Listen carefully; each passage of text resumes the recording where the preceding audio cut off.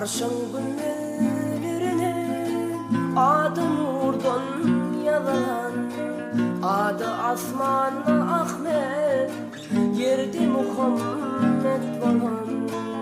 Yedi vatlı göklerden hak cihanını birin, oğul ahir yolcusu ya Hazreti Muhammed. Sonsuz nur yağmurları ininle yedi vattan, ol gecesin dün gelen sonsuzluktan uzaktan. Melekler zerre uçtular haktan, ol gecesin dün gelen ya Hazreti Muhammed. Güneşler ol gecenin nurunu secdedin, yıldızlar çağ içinde elimi secdedin. Bütün hamd-ı senalar büyük Allah yetinne, ol gecesinden gelen ya Hazreti Muhammed.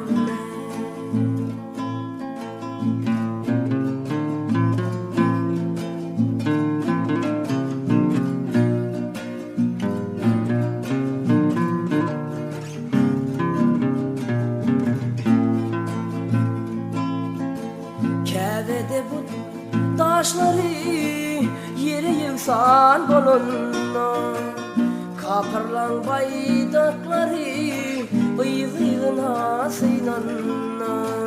Mün yıllık kapıradı evidilik sününde, ol gecesinden gelen ya Hazreti Muhammed. Ol gece sağ köli kudret bilin Kur'an'da, Kisra köşüklerinde sütünleri sorulunna. Yerden arşa elemlerin kudretuna koşanna, ol gecesinden gelen ya Hazreti Muhammed. Senin doğum ak buluttan erilen, doğulanlar Allah'a secde emri verilen. Alnında elemlerin rahmet nuru görülen, elemlerin yeyesi ya Hazreti Muhammed.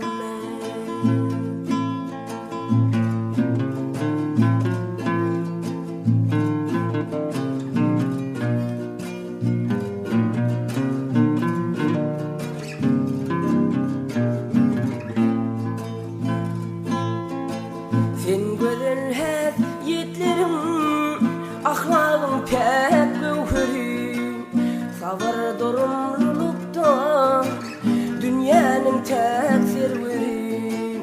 Senin cennet mekanın gariplerin arası, göğünler hazinesi ya Hazreti Muhammed.